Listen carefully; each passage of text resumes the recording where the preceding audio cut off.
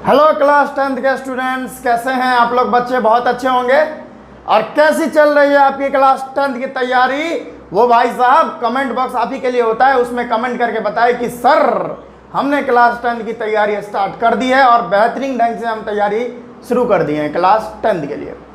तो बच्चों, आपका जो डिमांड था वो बहुत ही तगड़ा तगड़ा डिमांड आता है कमेंट बॉक्स में, sir chemical reaction and equation का वीडियो है बनाइए, यानी चैप्टर पूरा डील कीजिए सर। तो हमने ये चैप्टर आपके डिमांड पर एकदम स्टार्ट कर दिए हैं नए अंदाज में, एकदम बेहतरीन अंदाज में, ठीक है।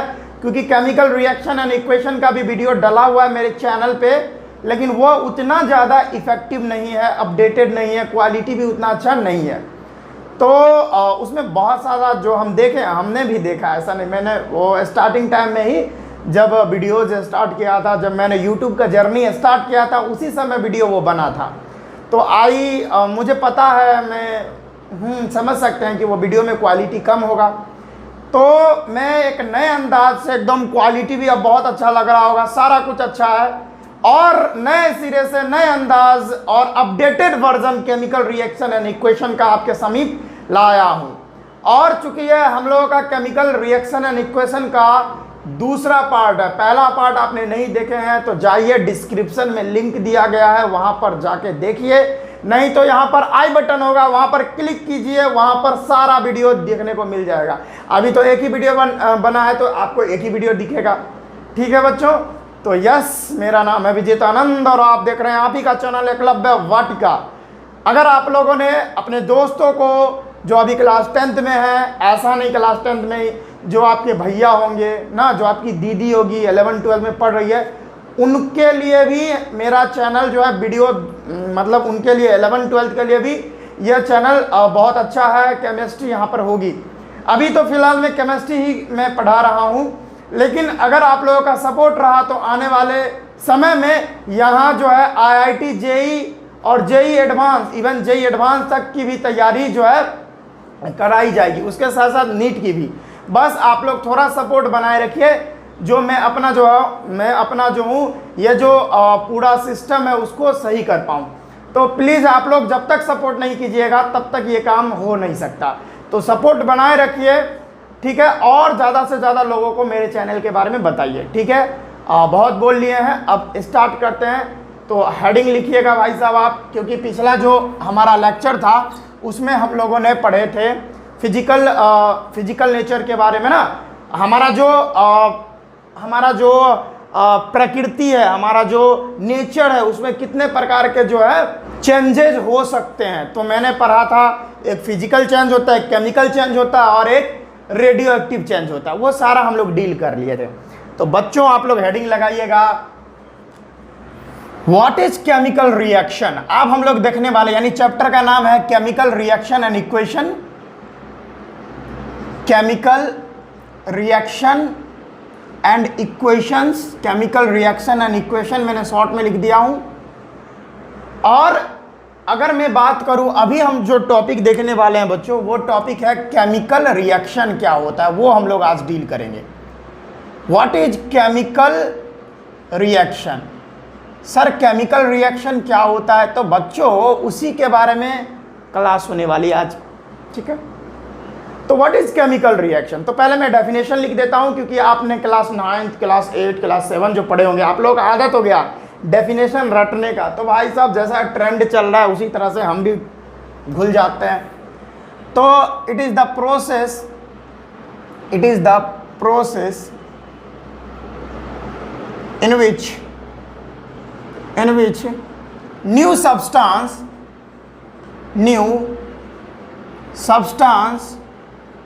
with new properties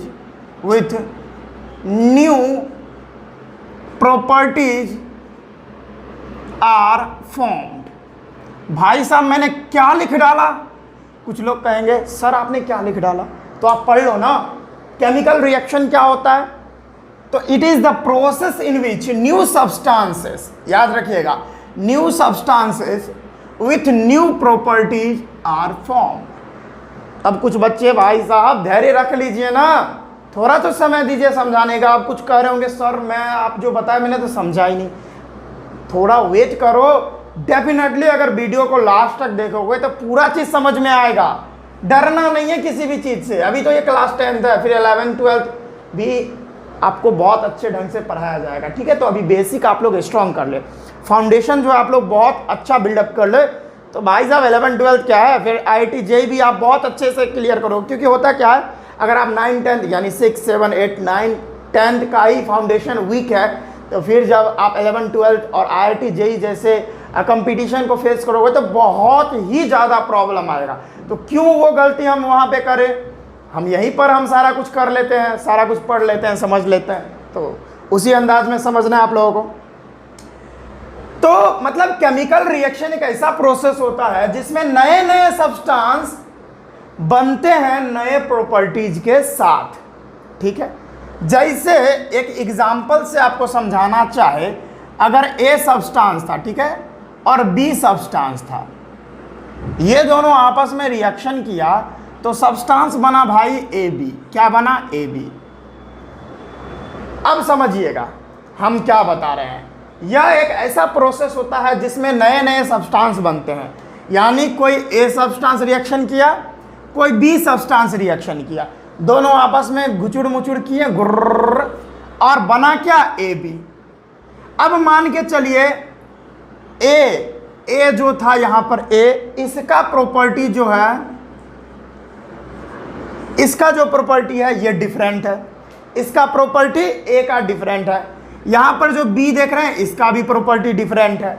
ये दोनों का पहले वाला प्रॉपर्टी तो बहुत ही अलग था, लेकिन जब दोनों रिएक्शन किया और रिएक्शन के बाद एक नया जो चीज़ बना, एक नया जो चीज़ बना ना, देखिए बाबू आपको बताते हैं। जैसे आप शरबत बना रहे हो, शरबत का नाम सुनकर मज़ा ही आ गया। सर गर्मियाँ पिला भी देते तो मज़ा आ जाता। आओ मिलो भाई, मेरे हम जहाँ रहते हैं वहाँ आओ, शरबत क्या बहुत कुछ पिलाएंगे। तो क्या है ना कि एक जग ले लीजिए, जग में पानी डालिए और चीनी डालिए। तो मान लेते हैं A क्या है, ये पानी है, B क्या है, चीनी है। दोनों को मिला दोगे तो एक नया प्रोडक्ट शरबत देखने को मिलेगा ना। अरे भाई साहब वही तो बात है। A जो चीज़ है ना, A इसका प्रॉपर्टी अलग है, B जो है B का प्रॉपर्टी अलग है, और ये दोनों रिएक्शन किया और जो नया चीज़ बना ना उसका प्रॉपर्टी तो इन दोनों से पूरा अलग था, पूरा अलग था। अरे साहब यही तो होता है केमिकल रिएक्शन। देखिए वही ना बोला है कि यह एक ऐसी प्रक्रिया होती है जिसमें नए सब्सटेंस बनते हैं। देखिए नया सब्सटेंस तो बना ना, AB क्या है भाई, AB क्या है, ये न्यू सब्सटेंस है। AB तो न्यू सब्सटेंस है ना, हाँ AB न्यू सब्सटेंस है, और AB का जो प्रॉपर्टी है वो भी नया है। AB जो बना नया सब्सटेंस तो ये बना, और इसके साथ साथ न्यू सब्सटेंस का प्रॉपर्टी भी क्या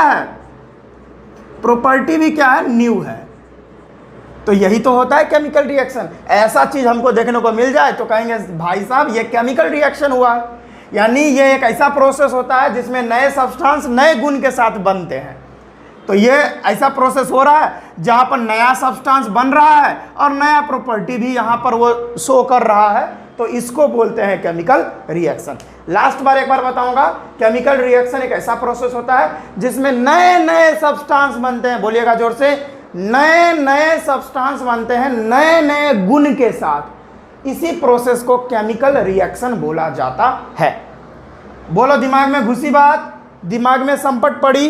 तो चलिए इसको मिटाता हूं और कुछ एग्जाम्पल बेहतरीन वाला देता हूं जिससे और क्लियर हो सके ये सारा चीज। जैसे देखिएगा बच्चों, यहां पर मैं एग्जाम्पल देने वाला हूं।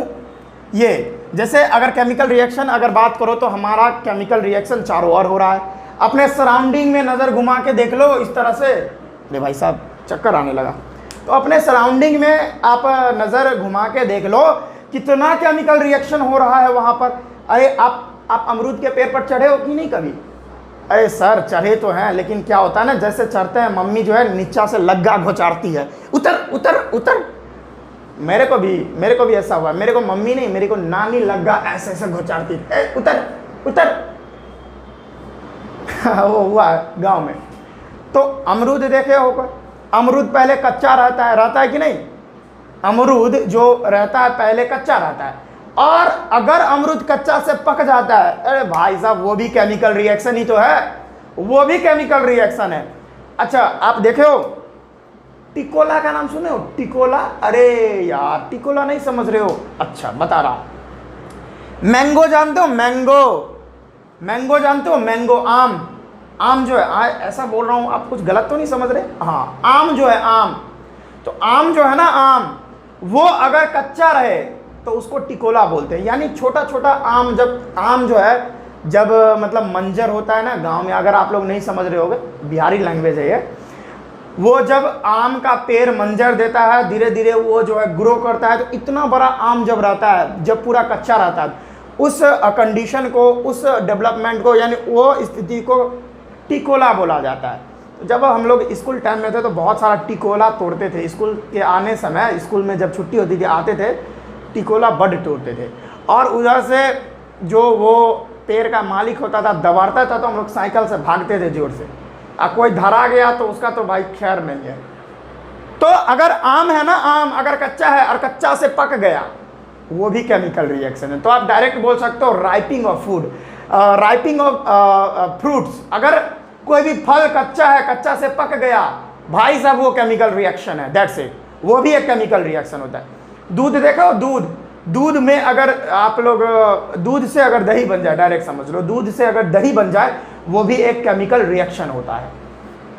तो भाई साहब देख रहे हो कितना सारा केमिकल रिएक्शन हो रहा है।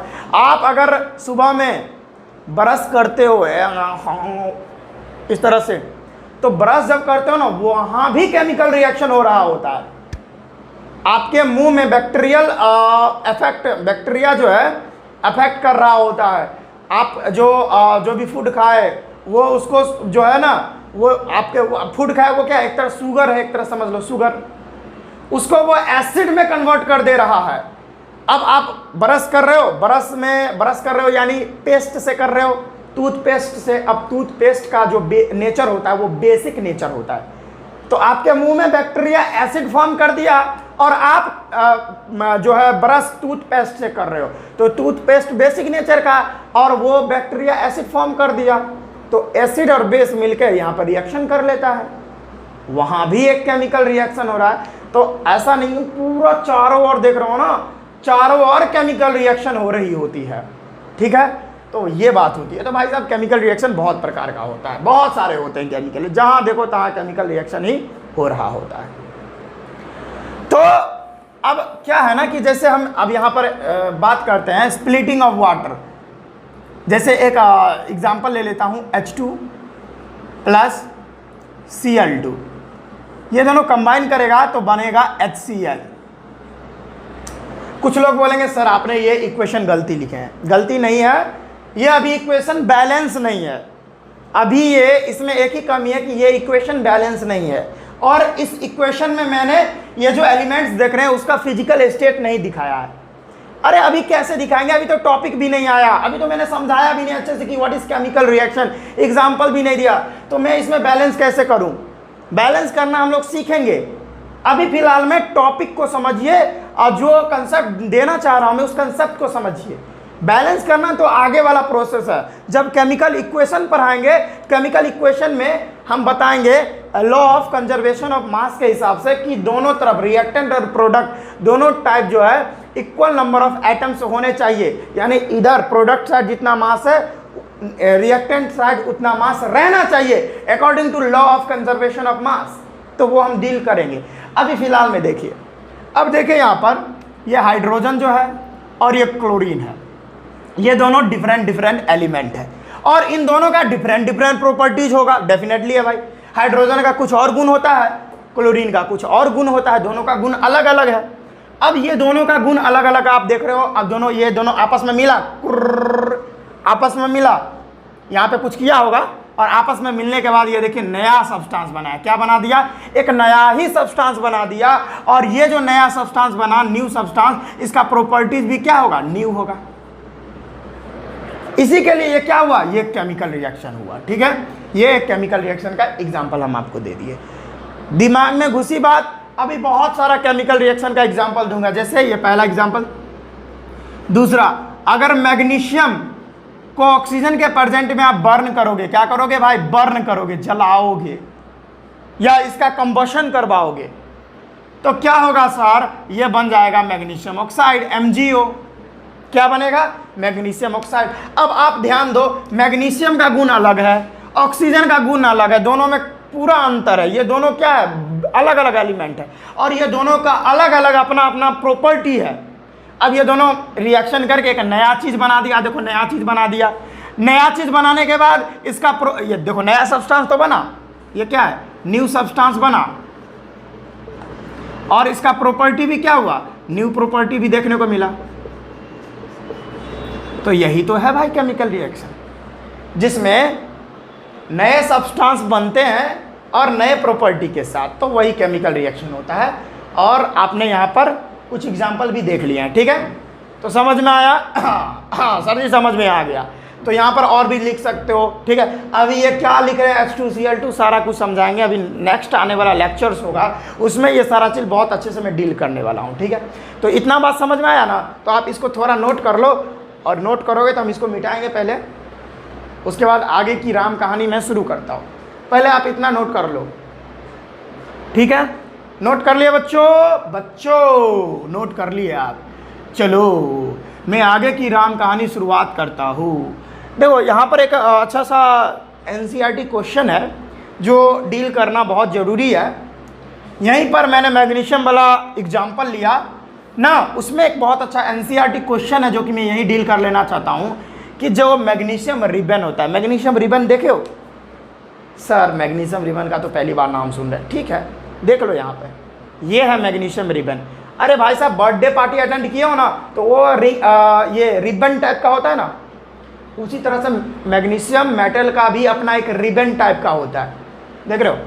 और जानते हो भाई साहब मैग्नीशियम रिबन को अगर हम जलाते हैं तो इस तरीके से जलता है। ध्यान से देखो, एकदम ऐसा प्रकाश होता है ना उसका, ऐसा लाइट होता है कि मज़ा ही आ जाता है। ये रिएक्शन जो है हमारे स्कूल में किया गया था क्लास 8 में।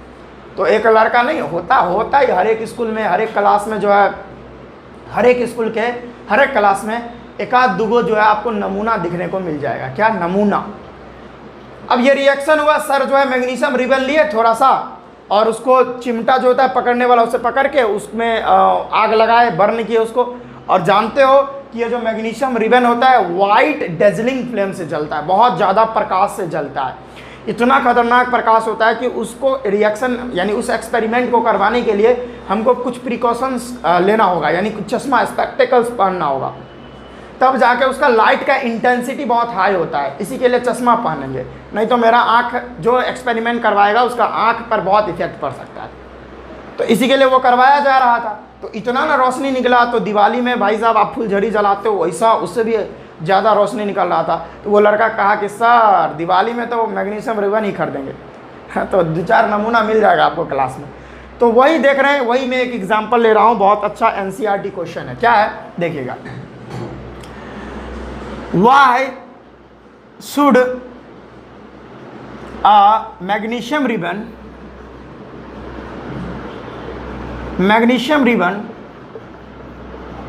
be cleaned before burning in air? देखिए अच्छा सा क्वेश्चन है, इसको मैं लिखाऊंगा नहीं, बस समझा देता हूं, ठीक है?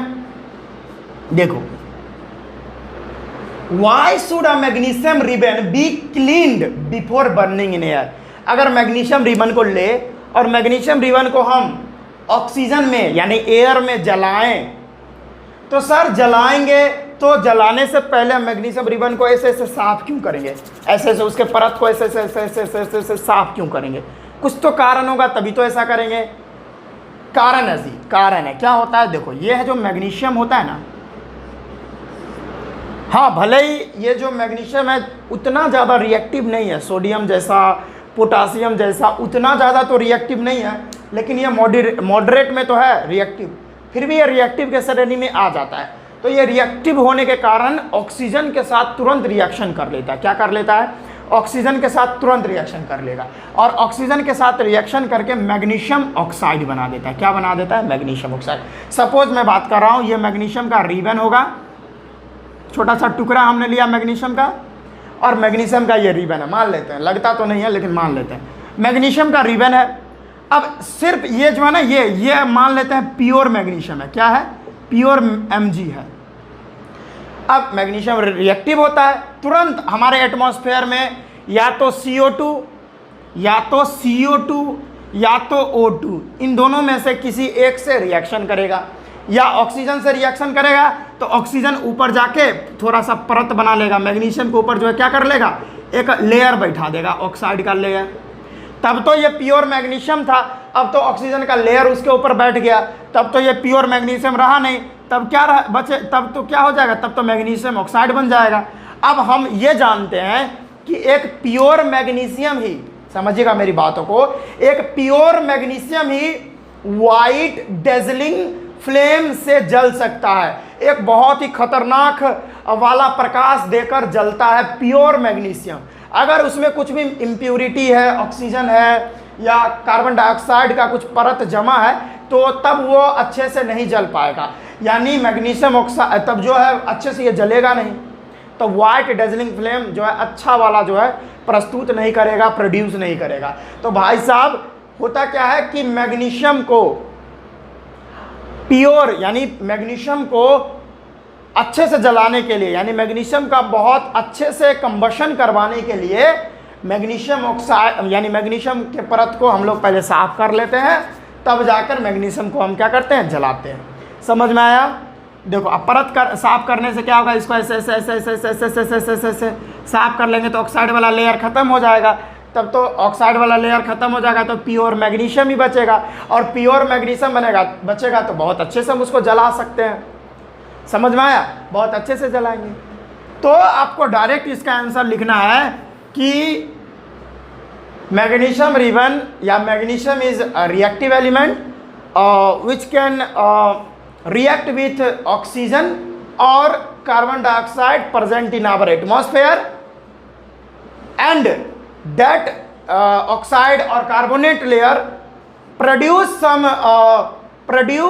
some problem while burning of magnesium, and hence to remove the protective layer of magnesium oxide or carbonate we should cleaned the layer of magnesium oxide, यानी मैग्नीशियम। That's it. समझ में आया? मैग्नीशियम ऑक्साइड पर जो oxide का protective layer रहता है उसको हटाने के लिए हम लोग मैग्नीशियम को पहले साफ कर लेते हैं, तब जाके उसको जलाते हैं। समझ में आया? ये क्वेश्चन एनसीईआरटी क्वेश्चन था जिसको मैंने आपको बता दिया, तो आप इसको जल्दी से नोट कर लो, ठीक है? अब इसको देते हैं मिटा और आगे की प्रक्रिया हम शुरू कर लेते हैं।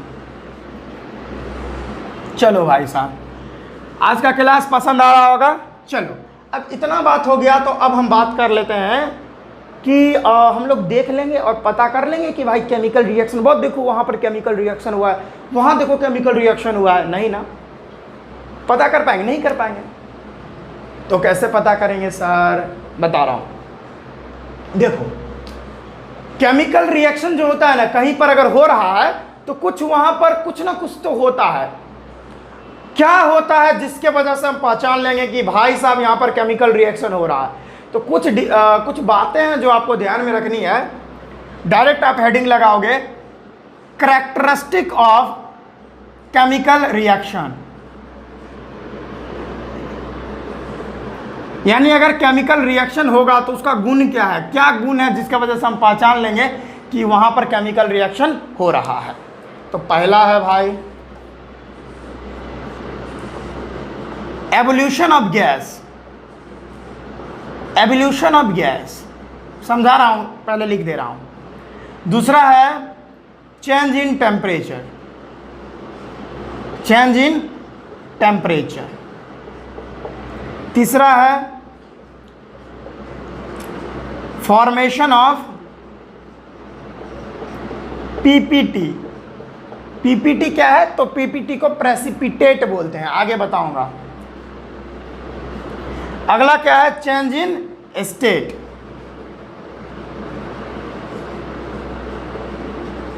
चेंज इन स्टेट तो समझिएगा, अगर गैस की उत्पत्ति कर दे, अगर कहीं से गैस निकलने लगे, कहीं से अगर गैस निकल रहा है तो समझ जाना भाई वहां पर केमिकल रिएक्शन हुआ है।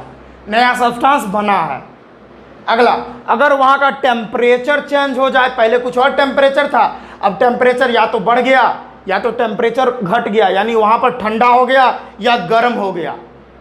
अगर ऐसा कुछ टेम्परेचर में चेंज आए तो समझ जाना वहाँ पर भी केमिकल रिएक्शन हुआ है। अगर कहीं पर प्रेसिपिटेट बन जाए, अब ये प्रेसिपिटेट, ये जो टर्म है ना प्रेसिपिटेट, वो डील करेंगे हम लोग, हिंदी में अवक्षेप बोलते हैं। तो अगर प्रेसिपिटेट बन रहा है, बताऊंगा प्रेसिपिटेट क्या होता है, टेंशन ना लेने का। तो अगर प्रेसिपिटेट बन रहा है तब भी हम समझेंगे कि भाई साहब वहाँ पर केमिकल रिएक्शन हुआ है। अगर स्टेट चेंज हो जाए तब पर भी हम समझेंगे कि भाई साहब केमिकल रिएक्शन हुआ। पहले गैस में था, गैस जैसे पहले सॉलिड में होगा, उसके बाद रिएक्शन के बाद वो लिक्विड में बन जाए, सॉलिड में बन जाए, तब भी वहाँ पर केमिकल रिएक्शन हो रहा होता है। तो इन सभी बातों को आपको ध्यान में रखना होगा। ये सारा करैक्टरिस्टिक है, केमिकल रिएक्शन होगा ना तो ये सारी चीज़ें आपको देखने को मिलेगी, जिसके वजह से हम समझ जाएंगे अरे तोरी का, यहाँ पर तो केमिकल रिएक्शन हुआ है। समझ में आया? तो गैस निकलना चाहिए, टेम्परेचर अगर चेंज हो जाए ना, अगर फॉर्मेशन अब प्रेसिपिटेट बन जाए, एक और चीज़ छूट गया, अगर कलर चेंज हो जाए, पांचवा चेंज इन कलर, अगर कलर चेंज हो जाए, पहले अगर ब्लू कलर था अब ग्रीन हो गया, अगर कलर में चेंजिंग आ गई तब पर भी हम कहेंगे कि भाई साहब यहाँ पर केमिकल रिएक्शन हुआ है। तो अगर आप इसको नोट करना चाहें तो भाई साहब जल्दी से नोट कर सकते हैं, और हम बारी बारी से देखेंगे एवोल्यूशन ऑफ गैस में कैसे होगा, टेम्परेचर कैसे चेंज होगा, formation of precipitate, change in state और चेंज इन कलर, ये सारा देख रहे हैं। पहले आप इसको नोट कर लिए।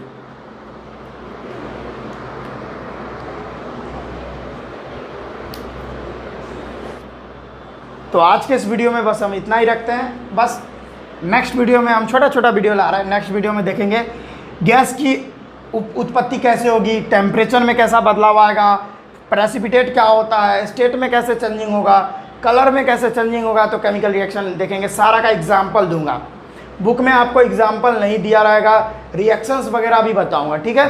तो आज के इस वीडियो में बस इतना ही रखते हैं, हम मिलते हैं नेक्स्ट वीडियो में। पढ़ाई करते रहिएगा। All the very best.